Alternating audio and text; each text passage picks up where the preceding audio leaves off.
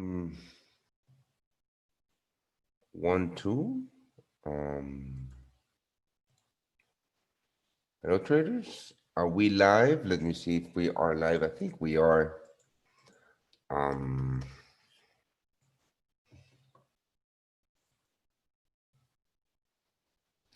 yes, we are live. How is everybody doing? I hope everybody had a great weekend.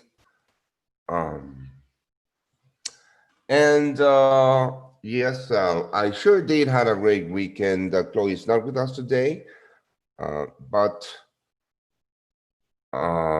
yes, but I am.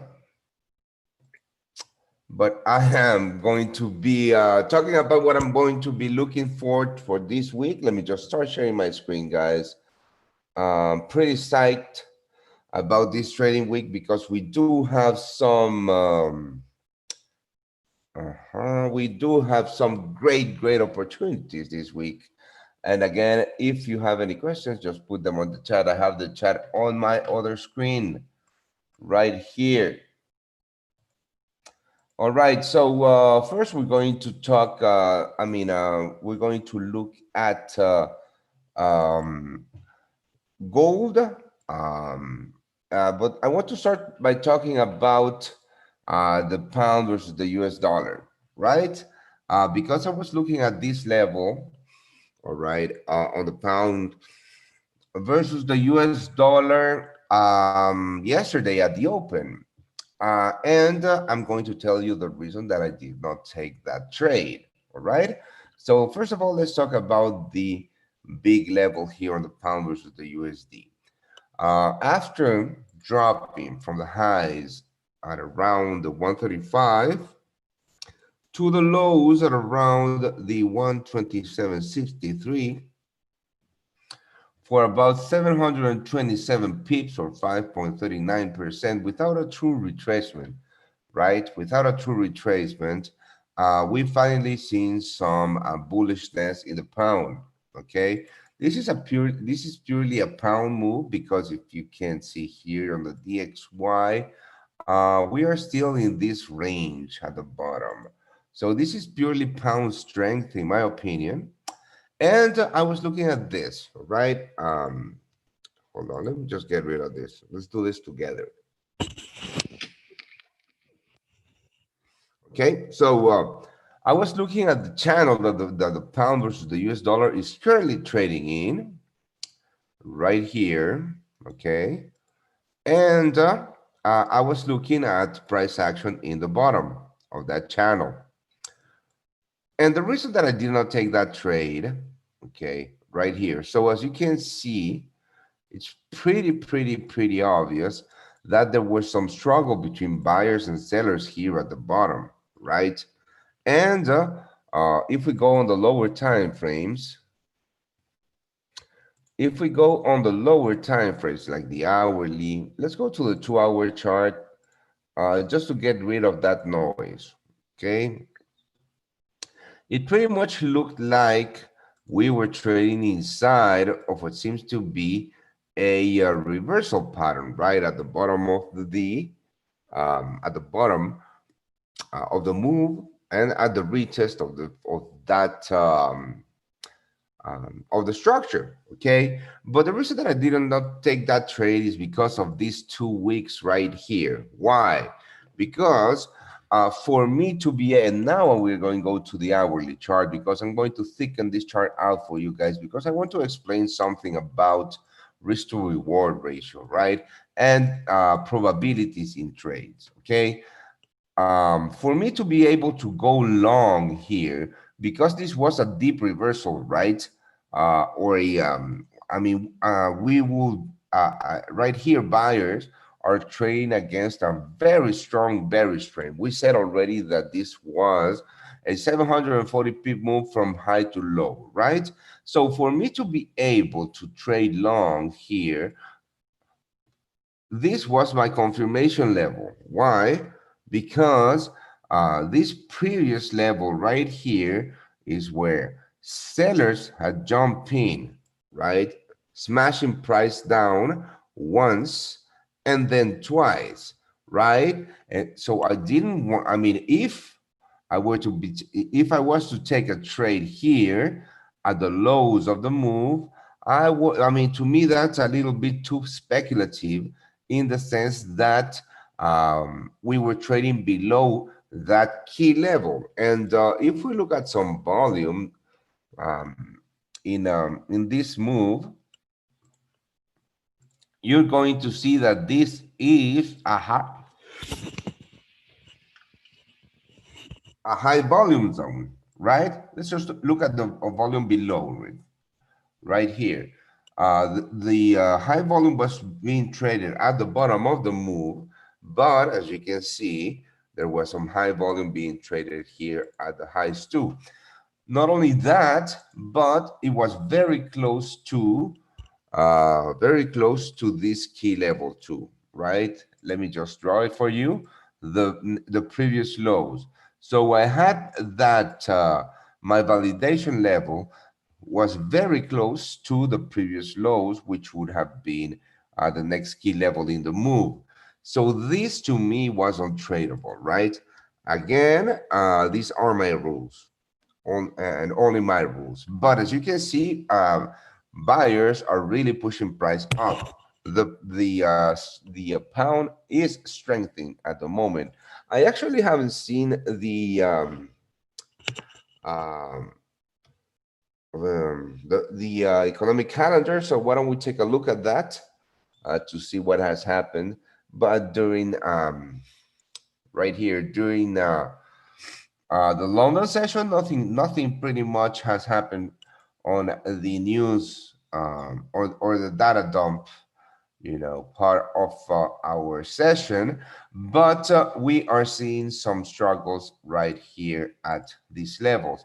Now, what I'm expecting or what I'm looking for on the pound is an opportunity to go short again, right here. Uh, to me, this is the zone, and I'm going to be changing the colors, right, on this line because this is um, here. This is the next key level that I'm looking for, okay? So what I'm looking for is a pop, right? A move up here on the pound for a retest of this previous level and retest of the structure. This is a very strong structure, a very strong bearish structure because it has already been confirmed. You already know 2 points make a line, a third confirms the line. So we are very much I am very much waiting for that retest here. And if we take historic price action, right, we're going to take historic price action from this last pop and the move to the downside. This is what I'm waiting for, exactly this. Okay, so I'm waiting for that pop to the upside, all right? And the retest of this key level, it should be around these levels, okay? Around the 129.37, well, around the 129.30 to 129.55. That's a level that I will be looking for an opportunity to go short on the pound. I remain short on the pound fundamentally because what has driven the pound down from the highs is still in play in the sense that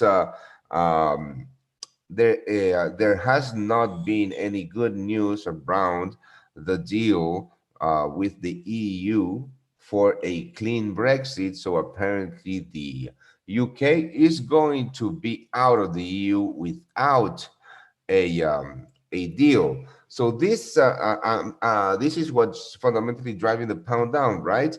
And if we get a strength in the US dollar, which we are going to be looking at right next.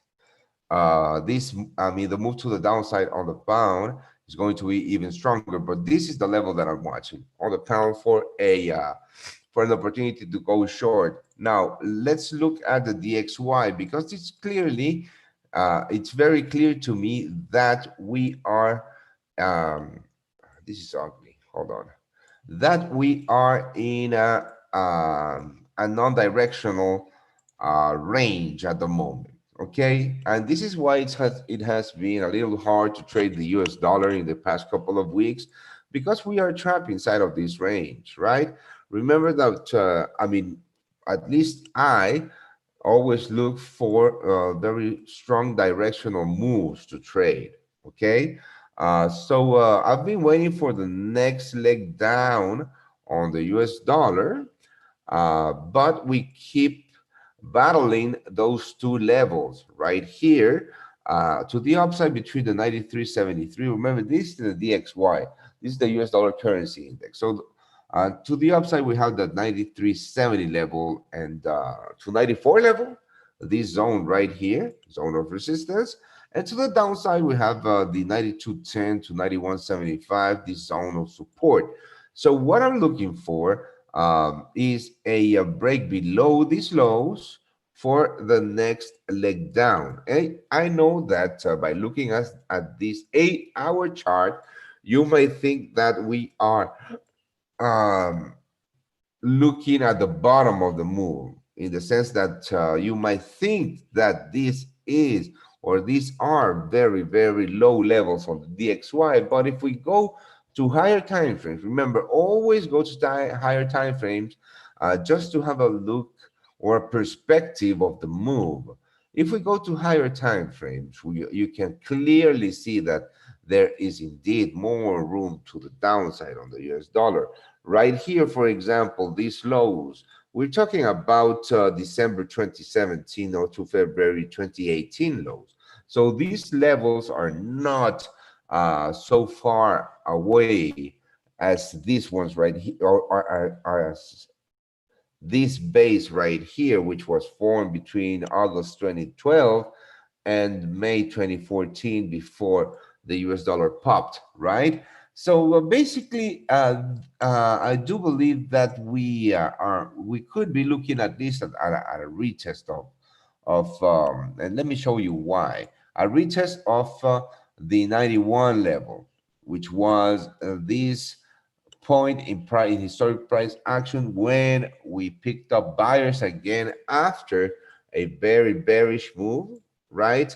And it was the top of this um, uh, well, of this range, before again buyers moved price up. And right now, from current prices, we are just 2.26% away from that level. So yeah, it is achievable. And if we go to the hourly chart, no, we were at the 8-hour chart, I'm sorry. But let's go to the 4-hour chart, all right? Yeah, I mean, looking at the 4-hour chart, it's pretty much achievable, um, that level of support, and a move from current levels right here would give us kind of mid a midterm bearish move on the US dollar. But yes, I'm looking at even lower levels for a longer term play. But in any case, we are capped at the top by 93 points, 93.70 to 94 level, this level right here, and at the bottom by the 92.10 to 91.75. All right, so I would be looking for that move to the downside to retest these lows anytime this week.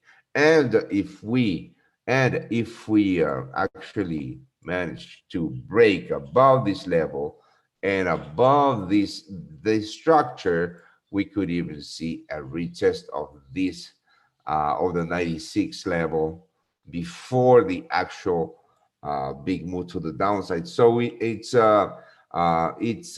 mean, I can't tell you what's going to happen. I don't have a crystal ball. No one does. What you need to do is be prepared for both scenarios. Even if you are like me, bearish the US dollar on the long term, right? You must be prepared for the scenario uh, where price is going to pop, um, where it's going to pump retest that level, break with the structure, retest these very strong lows before the actual move to the downside. Why? Because if you look at historic price action, that's exactly what happened after or before this move, right? Um, Price evidently broke with the lows, but it stayed inside of this range and retested these lows before going down. So anything can happen. Remember that this is auction. This is not a magnet that I'm talking about. This is pure auction, market auction. So we must be prepared for both scenarios, right? Now let's talk about, hold on, I don't know what happened here. Let's talk about gold. We already talked about the US dollar, the pound versus the US dollar, and we are going to be talking about gold at the moment. Why? Because gold is it's in a very interesting spot. If you have any questions, just type it on the chat. And well, remember that we do have a lot of shows every single day. And if you want to get notified when we go live, just subscribe to. If you're watching this in YouTube, right? Just subscribe to our YouTube channel and click that notification bell. And if you enjoy the content that you are watching, why don't you give us a thumbs up? That really helps us out with the YouTube algorithm. And we are able to actually see if you really like things, our content, right? Or if you don't. So gold. All right, let's get rid of these drawings for just a single, for just a second.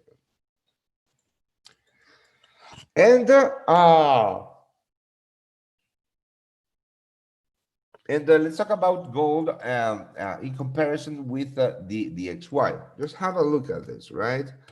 You already know that uh, gold and the DXY, the US dollar currency index, have an inverted correlation. What is an inverted correlation? This means that when the DXY goes down, usually gold goes up, right? Why? Because uh, gold is priced in the US dollars. So that's pretty obvious, right? But if you look here, whilst the DXY has been inside of the range that we just looked at, gold has been inside of this untradeable range, okay? I just wanted to point that out, first of all. Second of all, we are in gold right here, trading inside of this, I would like to think, hold on, let me just change the color of this line. I would like to think a continuation structure. Now let me show you. It's pretty obvious that there are heavy buyers between the 1900 to 1910 level. Just look at the many retests the many tests and rejections that we've had. Even this one, this fake out right here, there were a lot of bears that got caught and slaughtered trying to chase this move down or this break below the 1905 level. And just have a look after this huge move to the downside, this very strong bearish move. Buyers just jumped in and stopped the sell-off and moved price up. And it's quite interesting to notice that from high to low, the bearish move was about 10.28%, but buyers popped it 8.23%. So that's quite interesting because this is not just a barrier that we have here. This is truly strong bulls that are capping the downside in gold at around the 1905 level. You can see it again here and again here. So we are looking for longs in gold, most definitely. Why? Because we want to get in on the long-term move to the upside, right? There is also something that we need to say. There's a lot of traders trying to buy the dip here.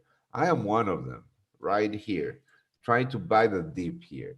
And if the US dollar if the US dollar moves, or if the second scenario on the US dollar, which is the bullish scenario on the DXY, plays out, we are going to see gold dip below these levels. And but that would not make gold a bearish market or a bear market. Gold would not enter a bear market if it breaks with these levels. Again, we have to go to the higher time frame. This is the 8 hour charting gold. Um, we would still be looking for places to trade gold to the upside, and one of them would be the 1820 level, in my opinion, if we have a clean break and retest of the 19 to 1905 zone. If we have a clean break of this zone right here, with a strong dollar, of course, we would be looking to buy gold lower. But in any case, this scenario has not played out yet, but we have to be prepared for that scenario, guys. We have to be prepared for all scenarios. Now, gold is popping at the moment. Uh, gold is a pop. Gold is a pop at the moment. Have a look at the 50-minute chart. That's a beautiful move to the upside, beautiful bullish move in gold. I'm liking that because I am currently long gold. All right, so we are going to go back. Do not chase this move. This is only for educational purposes only. I am not here to manage your accounts. Okay, but like I said before, let's continue, right? If you have any questions, just type it on the chat. I do have the YouTube chat on my other screen, as you can see right here. Okay, cool. So, to me, the key level here in gold is this one right here, this previous high. Okay, why? Because just have a look at the confluence of levels that we have here in gold. Now, before looking at the confluences in levels, let's look at price action, historic price action, okay? And the reason that I do want this level to be cleared before we can say that we are in a or that gold is really moving to the upside. Okay, why? Because we do have this base, and this is important to me. This is how I read or how I look at price action. This is where bulls jumped into the market and moved price very quickly for about 5.57%. Okay, oopsie. So this is a very strong level to me. And then, as you can see, this is the level that has been tested and rejected, or has been tested and has hold, and the level that was retested here in the future, okay, or after this big volume came into the market. This is how I look at key levels, guys. So to me, this is the level that has to break in order for us to see a real bullish move in gold. And if this level breaks, it's a 1965 level, around the 1965 level, around the 1965 level. If this level breaks, right here, the continuation, or this triangle that we are currently trading in would also break, which would give us uh, an a and which would give us uh, a stronger possibility of bears or bulls jumping in on this market and driving price up. Next level to watch, in my opinion, would be this high, because this is that Yes, this is that week's high, and this is the previous weekly high.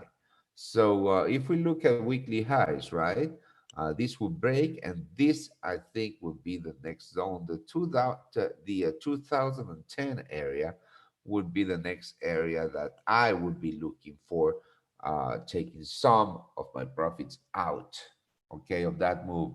Also, it's pretty important to notice that we are capped to the downside by this big level. Okay.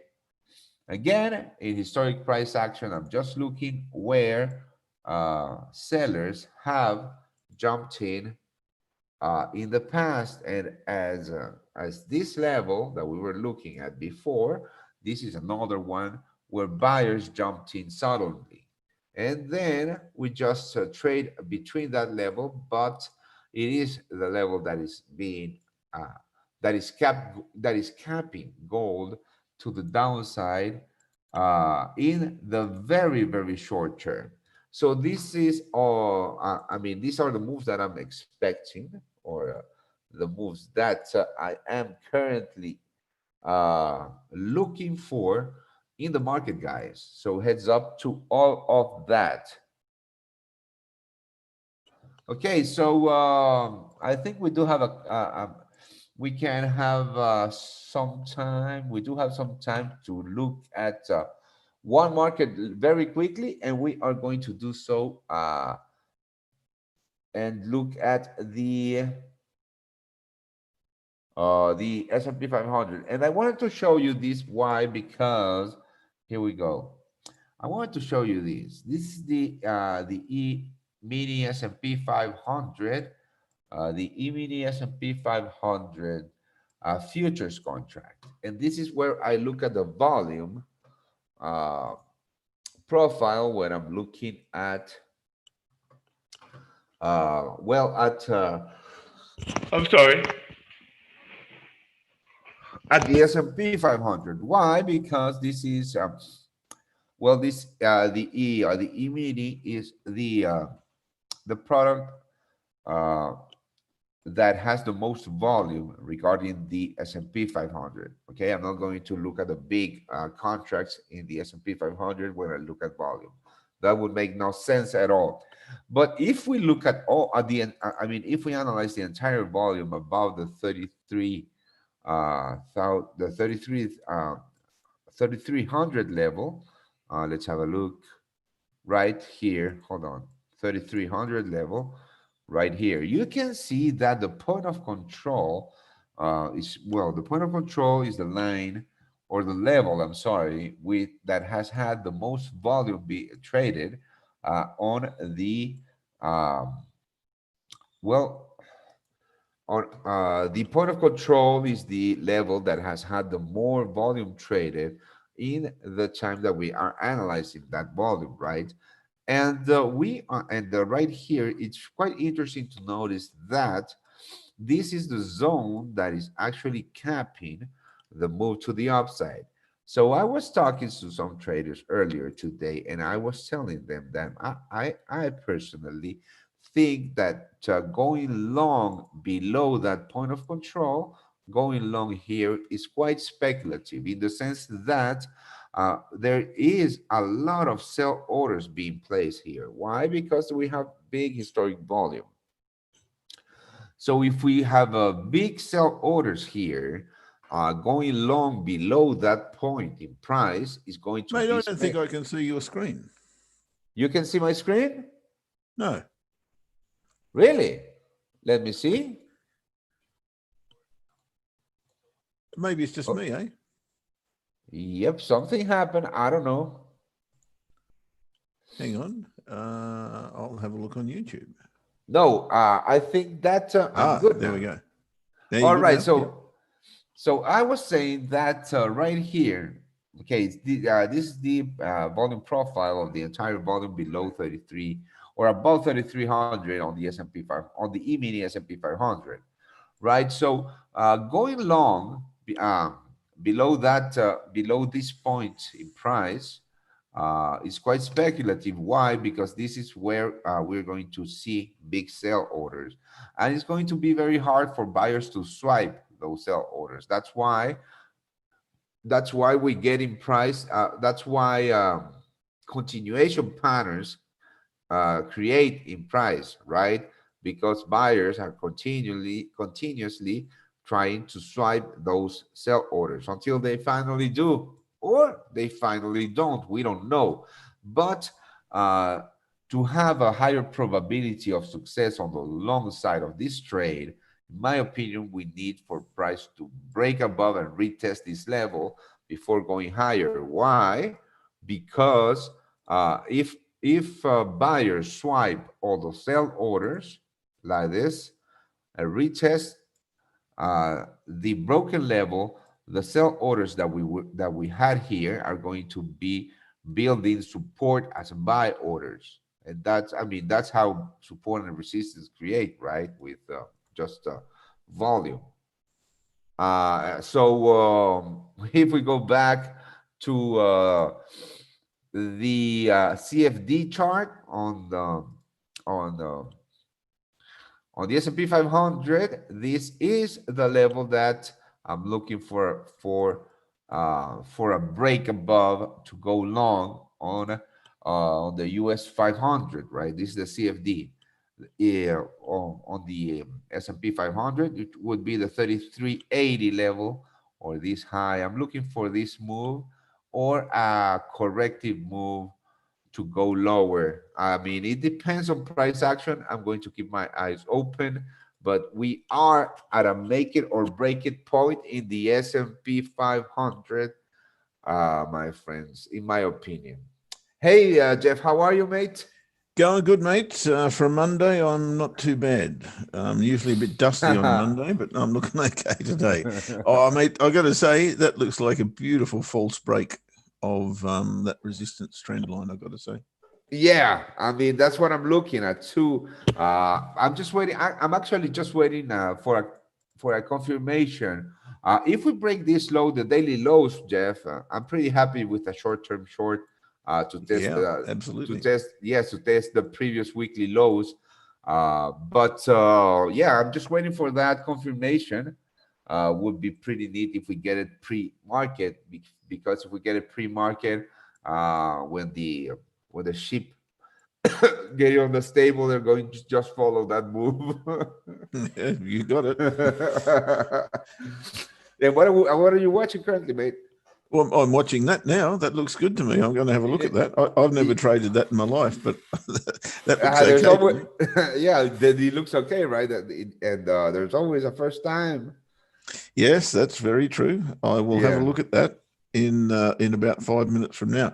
I'm a Well, bit keen on well, four things I'm looking at really, and I know I'm very hard to shake off, but I'm still looking for the euro to go short against the CAD, and the euro to go short against the Swissy. that's right. That's right. I saw your show on Sunday, and the EuroCAD, the EuroCAD actually looks quite nice for a possible short these levels that is currently trading in. Me, in my Yeah, it's opinion, at a good spot. it is at a good spot. But your show right now is starting in 5 minutes, right? Yeah, in 12 minutes. Yeah. 12 minutes. So that's all the time we have for today, guys. Thank you for joining me. And don't forget that Jeff and Asher's show start in 12 minutes time.